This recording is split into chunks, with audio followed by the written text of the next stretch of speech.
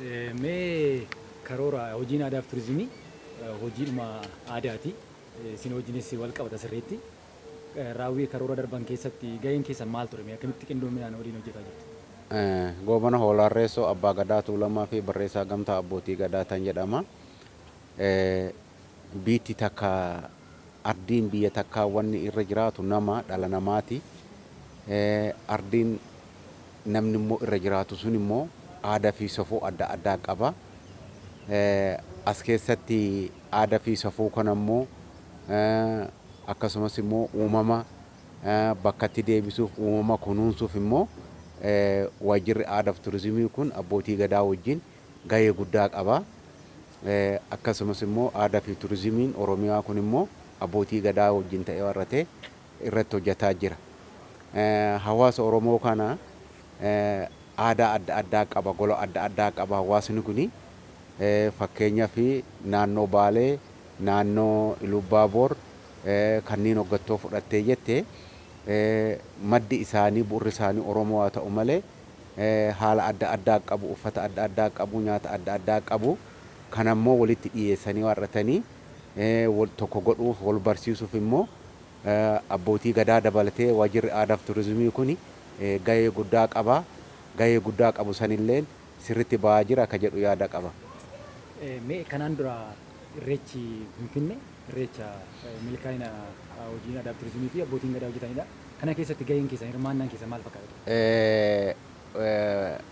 Ayyaana irreessaa kan bara kana kan bara 2012 kan keessumaa Finfinnee irratti kan kabajame uummanni Oromoo baay'ee itti gammade. Uummanni Oromoo kaleessas immoo qabsaa'ee carraaqaa ture. Qabsoodhaan aadaa fi safuusaa bakkatti deebisuuf carraaqaa ture. Hin milkoofneef har'a garuu nurra gahee jira.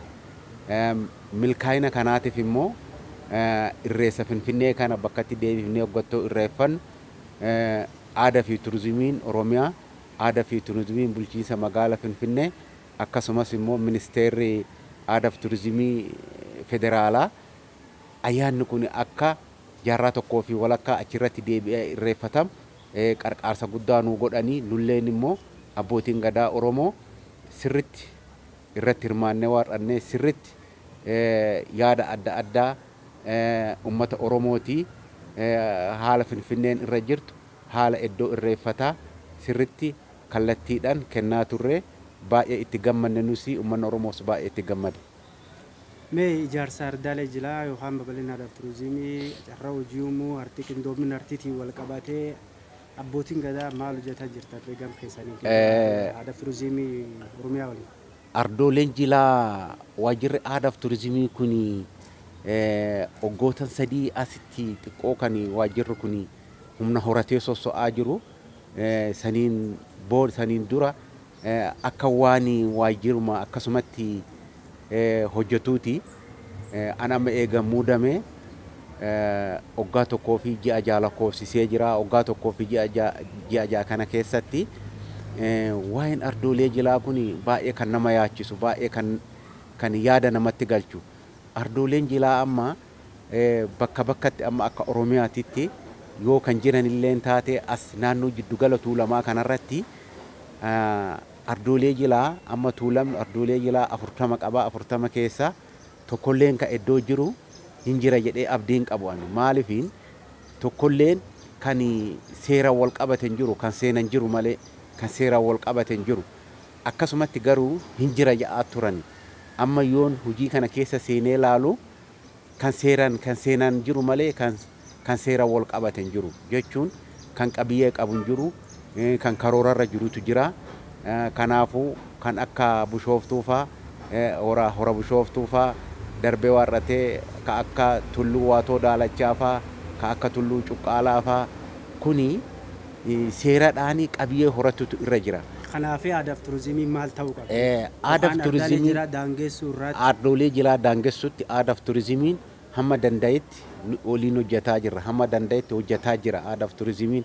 Maal hoggattoo jettee xiqqoo kan rakkina uumaa jiru aadaa fi turizimiin paartiin nu bulchu kun dafee hoggansa achii kaasuun wajja irratti baay'ee dhiibbaa fide.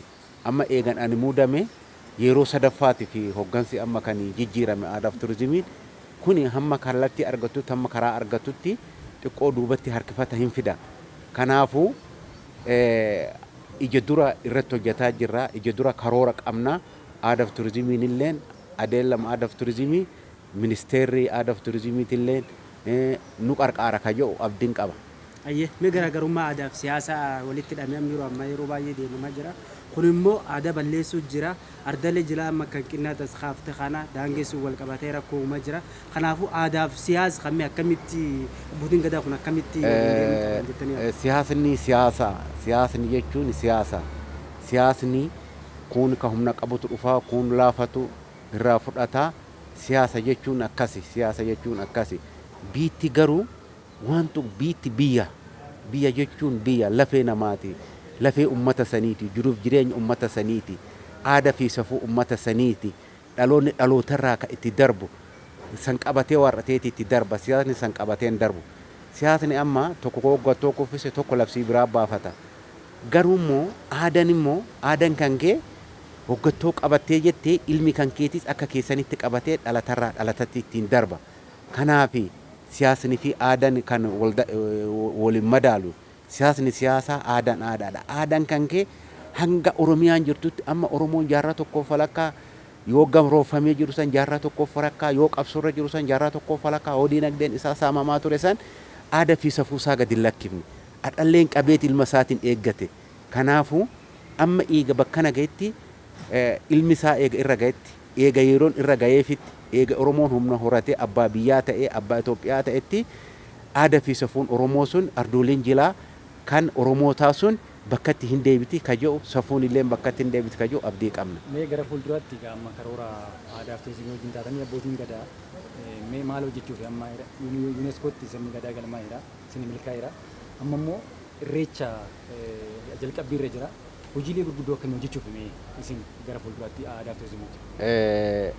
Dhugumatti aadaa fi turizimiin akkuma siin jedhu waggaa 3 afi reefu humna horatee soso'aa jira. Wanti aadaa irratti hojjetamaa jiru mataanuun tuqamne ganaadha. Wanni Oromoon qabdu hin tuqamne wanna hedduutu hafa ganaadha. Wanna immoo tuqamin kana wanna immoo irraanfatame kana wanna dagatame kana wanna iddoorraa maqe kana bakkatti deebisuuf immoo ogummaa barbaachisa faayinaansii barbaachisa kana bakkatti deebisuuf irratti hojjetuu barbaachisa sirriitti xiinxaluu barbaachisa kitaaba hedduu garagalchuutu irra jira darbee kitaabni seenaa Oromoo hanga biyya Itoophiyaa keessa hin jirre biyyoota alaa keessa jira sanillee naqanii warratanii maal jedha ka jedhan garagalchanii ilaalanii bakkatti deebisuuf karoorallee itti qabatanii warratanii irratti hojjechuuf amma yeroon kanaafuu irratti hojjenna ka jedhu abdii qaba. Irreecha hojii wal qabatee galmeessuuf isiniifis immoo giddu gala aadaa bakka teessoo abbootii gadaa kana magaalaa Finfinnee keessatti yeroo darbe isinii himamee jira. Maalirra jira waan suni dhimmi hojii gara fuulduraa akka keessanitti aadaa fi turizimii wajjin hojjechuuf yaadamaa? Irreessi gosa lamatu jira. Irreessinu amma keessumattuu Oromoonni irratti yaada godhatee irratti amma faamee argamu irreessa bacaqii birraarraa bacaqii malkaarraa gara birraatitti baane irreessi lama tokko kan tulluuti. Irreessa tulluu sanirrattu ganaa hojjaan nu hafa. Irreessi tulluu kun amma kanoo waan rooba dide baanii itti kadhatan kanoo hongeen hammaatu baanii itti kadhatan kanoo rakkinni biraa jiru dhibeen hoggattoo hammaate kan baanii warratanii dhibee san ofirraa ittiin kadhatan kanoo waraanni hammaate ittiin kadhatan tulluu baaniiti. Kanaafuu irreessa irratti illee amma reefu calqabama reefu kallattii qabata malee wanni hojjetamu wanna guddootu nu hafa ganaa wanna guddootu nu hafa kanammoo waan aadaa fi turizimii bicha irratti ilaalanii miti. Aadaa fi turizimii waajjirri aadaa fi turizimii qofa irratti kan ilaalanii miti. Ministeerri turizimiitis hin jira akkasumas paartiin biyya bulchu ka Oromoo hin jira kuni aadaa Oromoo aadaa fi safuu Oromoo san calanqisiisuuf aadaa safuu Oromoo san bakkatti deebisuu fi seektaroonni mootummaa hunduu jiruuf jireenya saba Oromoo waan ta'eef gargaaruutu irra jiran jira. dhumirraa mee waan na kaasuu gar jiddu gala kan keessatti aadaan illaa fedhamee haasa'ama. Aadaan kun immoo qindoominni gama hartiitiin isaa waliin hojjechuuf qaban abbootiin gadaa. Akkasumas immoo aadaaf turizimiin gama kanaan immoo cimsaa akka hojjetu. Dhalooti immoo aadaa kan immoo fuulduraaf kunuunsee dhaloota dhufu dhaalchisuuf hojjechuuf maal ta'uu qabatanii. Dhuguma jiddu gala keessatti baay'ee laafee jira. Garuu wanni achi keessatti hojjetame wanna guddaadha. Jiddu gala aadaa Oromoo keessatti wanni hojjetame wanta guddaadha. Wanti kaa'amillee wanna guddaadha. Wanna yeroo gabaabduu eega jiddu galli dhaabbatee walitti qabame yeroo kana keessatti walitti qabamu oduu irratti hojjetanii jedhanii oduu naannolee Oromiyaa keessaa walitti qabame wanna guddoodha. Ammallee kan jiru wanna guddaadha. Kanumaa laaluuf amma irratti hin hojjetamne. Ani amma yeroo darbe mootummoota gamtoomanii mootummaa 7 fidee daawwachiise. Mootummaa 7 fidee daawwachiisee jira. Ijaa'iba edaa Oromoon kana jira ka jedhutu jira. Kan Tanzaaniyaa laalee jira. Kan Jibuutii laalee jira. Kan Keenyaa laalee jira. Kan Ugaandaa, kan Rwaandaa laalee jira. Oromoon edaa kanaayi. Oromoon gamtaa irratti affeeree laalchisee jira. Oromoon edaa kanaayi. Darbee gaafa Afrikaanii hundaa'amu suuraan Afrikoota hundeessite achi keessatti argatan. Edaa as jiru jarri kun jedhanii warratanii baay'ee dinqisiifatan.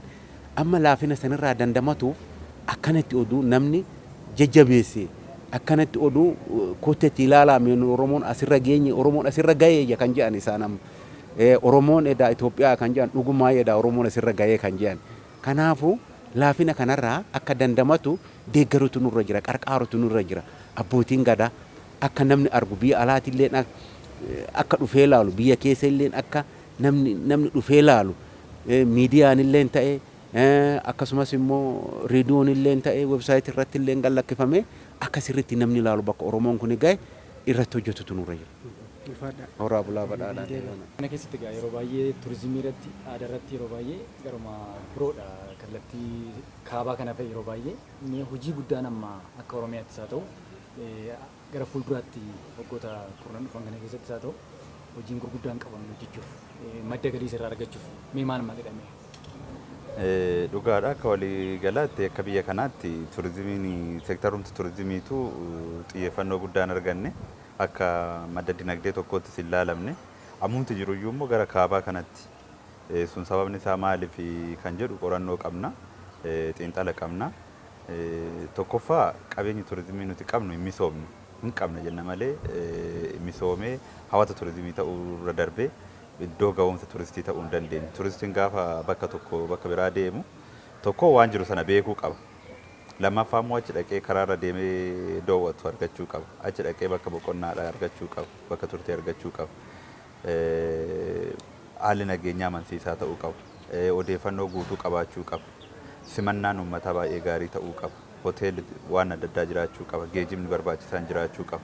Bakka waan kun guutee hin jirretti bakka hawata turizimii tokko iddoo ga'umsa turistiiti jedhanii waamuun nama dhiba. Kun hanqina guddaadha jennee gamagamnee jirra. Lammaffaa irratti haalumti seenaa ijaarsa biyya keenyaa imbaalaansii uumeera. Turizimii harkisuudhaaf lammiileen biyya isaanii ija tokkoon kallattii hundayyuu ija tokkoon laalanii ija tokkoon promoot gochuu ija tokkoon addunyaatti barsiisuu danda'uu qabu. Hariiroon addunyaa faana qabdu baay'ee murteessaadha. Kanaa olitti immoo waldaalee daawwachiiftotaa yookiin tour operators kan jennu local tour guide yookiin warra naannootti daawwachiisan kan jennu kuni baay'een isaanii fedhiin isaan qabanis ijaaramanii kan jiranis xiyyeeffannoo gara kaabaa kana ijaarsa adda addaa bakkeewwan amantaa adda addaa agarsiisuu irratti kan xiyyeeffatanii akka naannoo keenyatti yoo ilaalte kan naannoo Oromiyaa irratti xiyyeeffatanii daawwachiisan yookiin akka waldaatti jiran baay'ee muraasa qubaan lakkaa'amu nama qubaan beeknu kan akka soofu marfaa jiru namoota muraasa quuqama qaban sanayyuu dhibban adda addaa otoo irra jiru namoota hojjetan inni kun hundi walitti hidhamee daawwattoonni gara kaaba qofa akka deeman kan godheedha.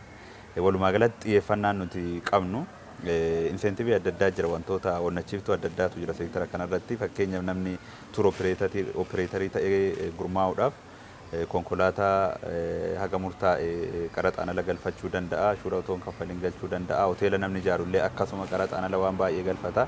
Kanarratti xiyyeeffatee namni garuu naannoo guddisuu ilaalcha keessa galchee hojjechaa hin jiru. Namni tokko Finfinneetti hoteela Oromoo ta'ee Finfinneetti hoteela ijaaruu malee wanca dhaqee hoteela ijaaruu yookiin dhaatii walal dhaqee hoteela ijaaruu yookiin riizortii ijaaruu yookiin saannatee dhaqee waa hojjechuu irra Finfinnee yookiin Adaamaa yookiin Bishooftutti waa hojjechuutu isaaf salphata.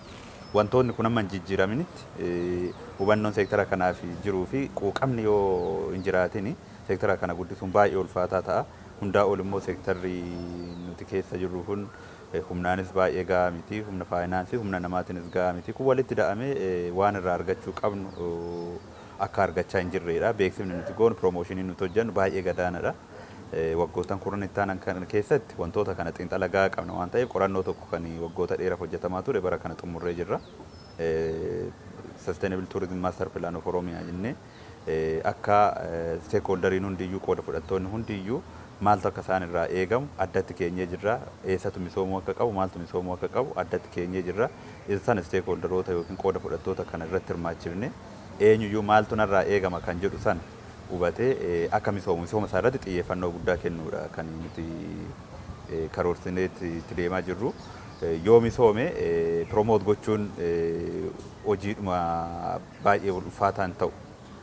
Sun egaa waan adda addaa ni barbaada. Dhugaadhaa imbaasiiwwan keenya biyya alaa jiran faana hojjechuu barbaada. Ministeera dhimma ajaalaatiin faana waliin hojjechuu barbaada. Keessummoonni bakka itti baay'atan dhaabbata akka PM Office kana hunda faana hojjechuu barbaada. Isa sana babal'ifna jenneeti kan yaadaa jirru. Iddoo deeskiiwwan odeeffannoo adda addaa babal'isuu nu barbaachisa. Garuu hojiin guddaa kan ta'u misooma isaa fi tajaajila tuuristii babal'isuudha. Isa kana xiyyeeffannoo addaan hojjenna. Biiroo keenyan hojjenna jennee yaadnu kan hunda. Qaamoleen adda addaa yuunivarsiitonni jiru fakkeenyaaf qorannoo irratti nu gargaaru.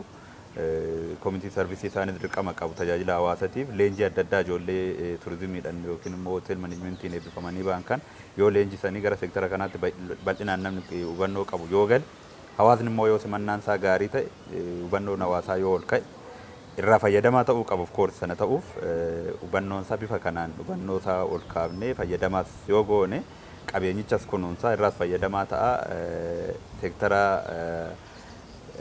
dinagdee nyaatu otoo hin taane seektara dinagdee oomishu gochuu ni dandeenya amantaa jedhu qabna. Kanarraa ka'ee caaseffama adda addaa illee dabalataan akka nu barbaachisuudha kan amannu. Piroomooshinii irratti kan hojjetu, leenjii irratti kan hojjetu wantoota adda addaa yaadati kan jirru karoora waggaa 10 kana keessatti. Seektarootuma mootummaa jiran keessa mootummaanis seektara kanaaf ilaalchi nuti gadaanaa ture bajetuma ramaduu wajjin mee ilaalchi kun jijjiiramee jira abbootii gadaa hirmaachisuu wajjin aadaa wajjin wanti isin hojjetaa jirtan maalidha kana? Jalqabayyuu kan hin jedhe akkuma biyyaatti iyyuu ilaalchi tuurizimiidhaaf jiru very lately amma dhiyoo kan adda muummichi ministeeraa dhufanii kan tuurizimiin maali kan jedhu iyyuu sadarkaa hooggansaatti akka madda dinagdee guddaa tokkotti kan laalamu tokkoffaa yookiin lammaffaa sadaffaa irratti kan caqasamuu kan eegale amma paarkii tokkummaa amma waajjira muummicha ministeeraa keessatti masaraa mootummaa keessatti ijaarame kun waan guddaadha jechuudha. Hiikoo guddaadha qaba. Hooggansa amma akka xiyyeeffate agarsiisa jechuudha. Hubannoon dhufeera kun waan guddaadha. Jijjiirama guddaatu dhufeera jechuu dandeenya. Seektarri kun baachuu hin danda'u kan jedhudha amma yaaddoon jiru malee xiyyeeffannoon hooggantoota olaanoo naannottis akkasuma jechuudha.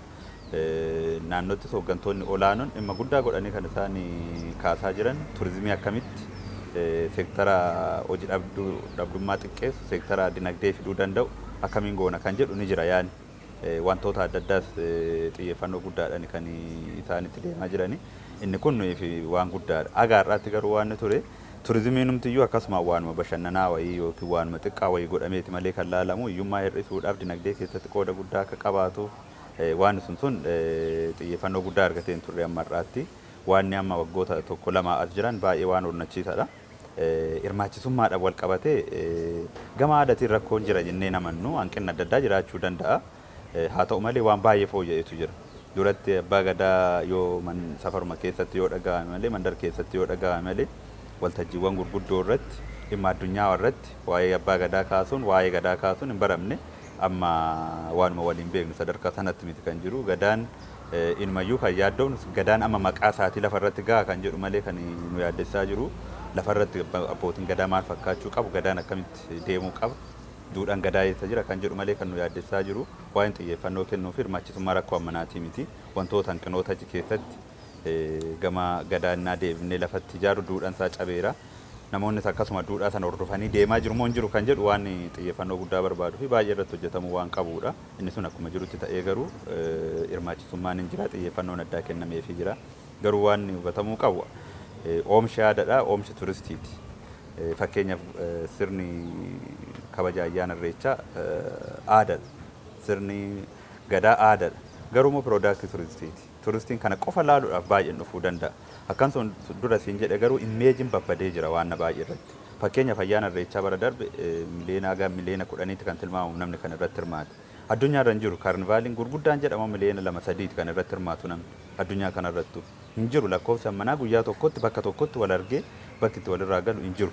Garuu maaliif turistiin maaliif baay'atee hin dhumne yoo jette wantoota nuti dabarsine faana wal qabata. Tokko kan nama jedhe lammaffaa immoo taateen bishooftuu irratti raawwatu sun mataansa imbaasota tokko tokkoon saampilii qabna. Maaliif turistiin baay'achuu dide jennee gaafannu imbaasonni Itoophiyaa keessa akkuma beekamu Niiwoorkii taantee Itoophiyaan sadaffaadha natti fakkaate teessoo dippiloomaatotaa ta'uudhaan. Ammi kun maaliif lammiileen maaliif hin dhumne gara kanatti ayyaanota biraa irratti kan akka ximqataa cuuphaa ayyaana cuuphaa irratti hin argamu masqala irratti hin argamu maaliif xiqqaate turistiin jennee gaafannu imbaasonni kun karaa keessatti lammiilee isaaniitiin guyyaan sun guyyaa balaadhaa gara Itoophiyaatti hin dhufinaa gara Finfinneetti hin dhufinaa jedhanii dabarsaniiru. Kun maalirraa ka'aniiti ayyaana irreechaa 2009 irratti balaa uumame irraa ka'aniiti waan sana jijjiiruu nu barbaachisa jechuudha. Imeejiin jijjiirre taanan balaa guddaan nutti dhufa jechuudha. Saampilii kana qabna nuti. Cabsanii Ispeen irraa biyyoota tokko tokko irraa waan dhufe haa dhufu jedhanii kan galan gammachuu guddaa qabu. Turistiin immoo yeroo tokkicha dhufee waan tokko sana qofa kan laalee galuu miti. Ayyaana irreecha irratti otoo turistiin 100 dhufeera ta'e bara ittaan iddoo biraan laala. Ayyaana irreechaa qofa laalee miti kan galu. Oromoon kan xiyyeeffachuu qabu imeej biildingii irratti baay'ee waa'ee qabeenya keenya, waa'ee nageenya keenya baay'ee irratti xiyyeeffachuu qabna jechuudha. Waan salphaatti guyyaa tokko ta'u bara baraan nutti darbaa deema jechuudha. Wantoota kana ragaarraa ka'eetan kan hin dubbadhu. Lammiin Oromoodha biyya alaa jiru, Oromoo waan qabu, nageenyummaa Oromoodha. Ayyaana irreechaa maal akka ta'e ayyaana nagaa ta'uusaa kana piroomoot gochuu qaba. Abbaan qabeenyaa Oromoodha seektara kanatti investi gochuu qaba. Bu'aallee yoo isaaf qabaachuu baate namni qabeenya qabu lammii jijjiiruudhaaf gatii kaffaluu qaba. Sana yoo hojjetin hawwii qofaan kan dhufu miti. Seektara turizimii baay'ee sensitiividha. Seektara kam caalayyuu sensitiividha. Nageenya walitti hidhata. Haala dinagdeedhaan walitti hidhata. Daandii walitti hidhata. Infiraastructurii bu'uura misoomatii walitti hidhata. Baay'ee of eeggannoo waan barbaadu. Very sensitive. Waan tokko iddoo tokkotti dhukaasni tokko jira jennaan turistiin karoora isaa hin haqa deebi'ee taqa. Waan kanaaf wantoonni akkanaa kun of eeggannoo barbaadu keessattuu guyyaa addunyaan nu laalu addunyaan quba nu qabaatu akka guyyaa ayyaana irreechaa irratti ayyaana irreechaa sana qofa osoo hin taane waggaa guutuu turistii dhufa jechuudha. Fakkeenya tokko kaasuudhaaf haroowwan ciddur gaafa namni daawwachuu eegalu nama muraasatu dhaqa ture. Namni sun maatii qabatee dhaqu, hiriyaa qabatee dhaqu eegalee amma bakka ga'umsaa nuti qabnu keessaa otoomaan misoomin akkuma jirutti dheedhinumti isaa amma haroowwan cidhaa kan daawwatamu hin jiru lammiilee biyya alaatiin. Kanannaan jedhu lammiilee biyya alaa qofa jedhee miti kan hin amanu lammiin biyya keessas baay'ee ilaaluu qaba, baay'ee daawwachuu qaba. Sunis faayidaa mataasaa isa olaanaa qaba. Biyyoonni akka Chaayinaa fa'a parsantii 90 ol lammii biyya keessatti kan isaan irraa galii argatanii inni sun illee babal'achuu qaba. Hawaasni keenya aadaa waa deemee naannoo isaa baruullee qabaachuu qaba. Kun yoo sirrate baay'ee jijjiiruu dandeenya. Dinagdee qonnaa caala bakka kanarraa madda galii guddaa argachuu hard currencies maallaqa biyya alaas argachuu dandeenya. Kun xiyyeeffannoo guddaa yoo hojjetan.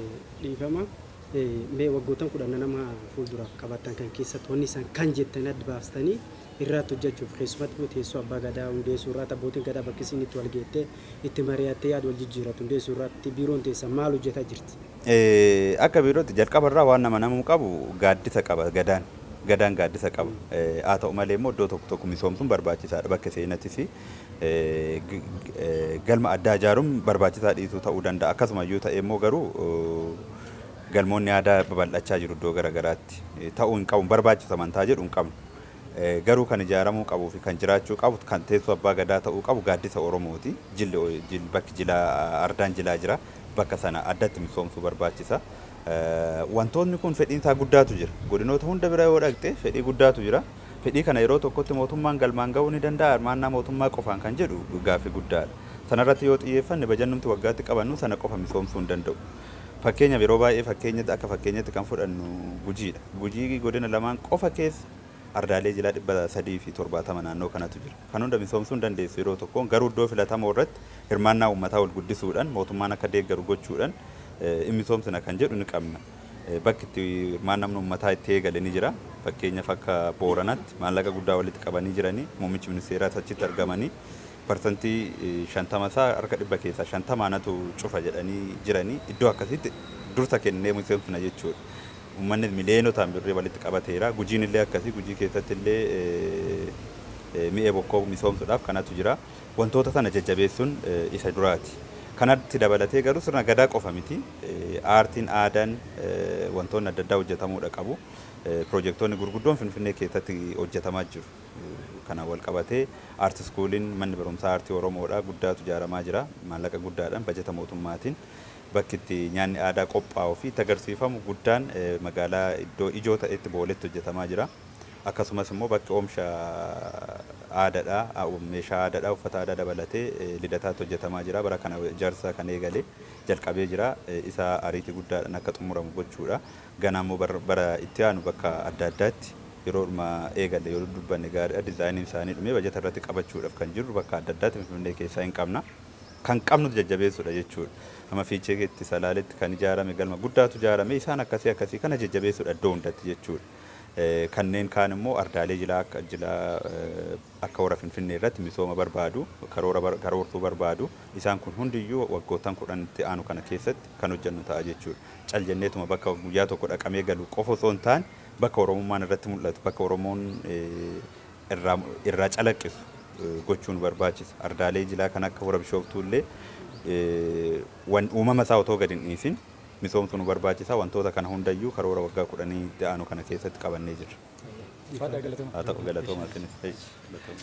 Maqaa keessanii fi itti gaafatamummaa keessan irraa kaanu? Maqaan koo Birhaanuu Diidiin jedhama. Hoogganaa waajjira Aadaafi Tuurizimii godina Baaleeti.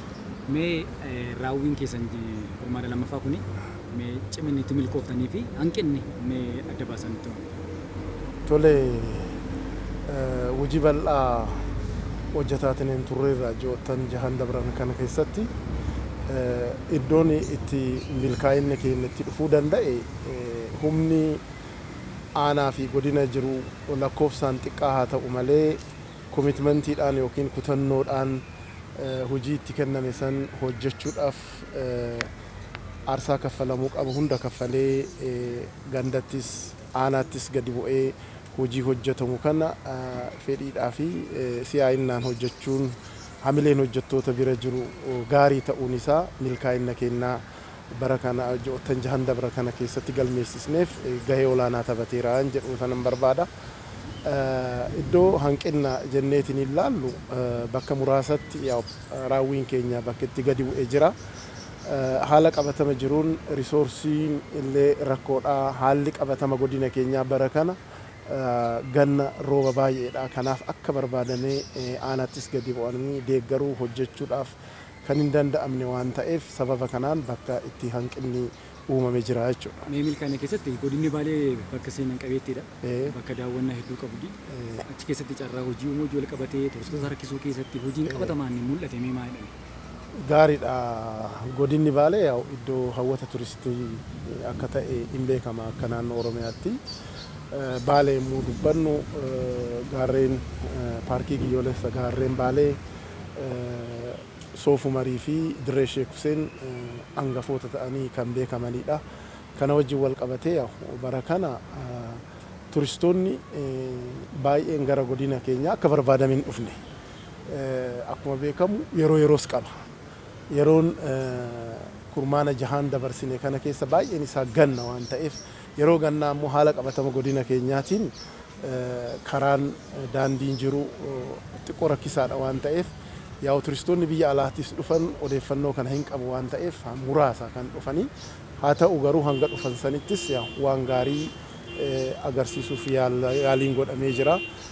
Hojiin guddaan bara kana hojjenne holqa Soofumar yuuneeskootti galmeessisuudhaaf qaamota dhimmoota ilaalan waliin biiroo Aadaafi Tuurizimii Oromiyaa waliin ministeera Aadaafi Tuurizimii federaalaa wajjin qindoomnee hojiiwwan achi keessatti hojjetamuu qabu bal'aa hojjetaa turree jirra. Galmeen kun hin milkaa'u adeemsa keessa of dura murtiin yuuneeskoo kan murteessu ta'a. Murtii sana eeggachaa jirra. Waan akka godinaattis akka naannoottis nurraa eeggamu hojjanneerraa jenneet abdii qabna. Akka waliigalatti hirmaachisummaan gama hartii guddisuutiin wal qabatee abbootii gadaa hirmaachisuu wal qabatee carraa hojii akkuma armaan dura kan uumuu wal qabatee wanti isaan hojjetanii namni eegaaf carraan hojii uumamee hirmaannummaa keessan immoo maal fakkaata kan baranaa kan bardame? Gaariidha. Akka waliigalaatti bara kana gara nama 4,500 carraa hojii in uumna jenneet karoorfannee hojjechaatiin turre kana keessaa gara nama 1,200 wayii kana uumuu dandeenyeerra carraa hojii.